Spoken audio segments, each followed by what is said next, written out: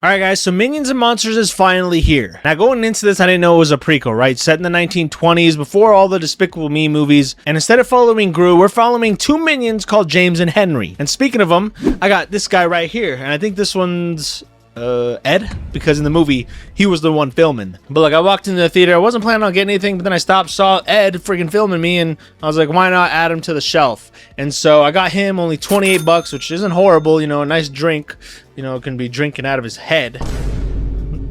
But now I got my own minion. But basically this movie is just about the minions, and they're trying to find the most evil master to serve. They go from one villain or one being to another, a giant, a wizard, you know, things like that.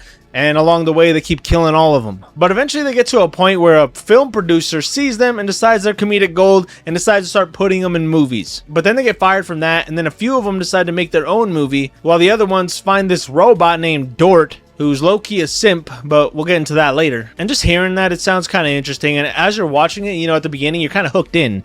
You're like, dang, this is kind of funny, like, this is interesting, I want to see all these villains and beings that they keep jumping around to. It's kind of interesting. And I think with these kind of movies, you know what you're getting, right? It's just a kid's movie, not really critically acclaimed or anything like that. Kind of entertaining, it's kind of like brain rot in a way. But I'll say for this movie, like, it still was kind of funny in some areas. You know, there were some scenes where I was like kind of finding myself chuckle or smile at some joke or something that happened, you know. That's still going in this franchise. Along with that, it's only 90 minutes, right? You're in and out of the theater, kind of like a bank robbery, right? You're in and out. But besides that, there's not really anything great. You know, the story is, I think, the main problem with it, and it's kind of uninteresting, right? At the beginning, you're kind of hooked into this idea of them going from being to being, but then, I don't know, once it starts getting to the movie side of it, it starts kind of getting a little boring, you know, kind of uninteresting to me. The movie literally becomes a movie about making a movie, and at the end they show you that the whole thing they just did was a movie of the movie. And we all thought Matrix was crazy, right?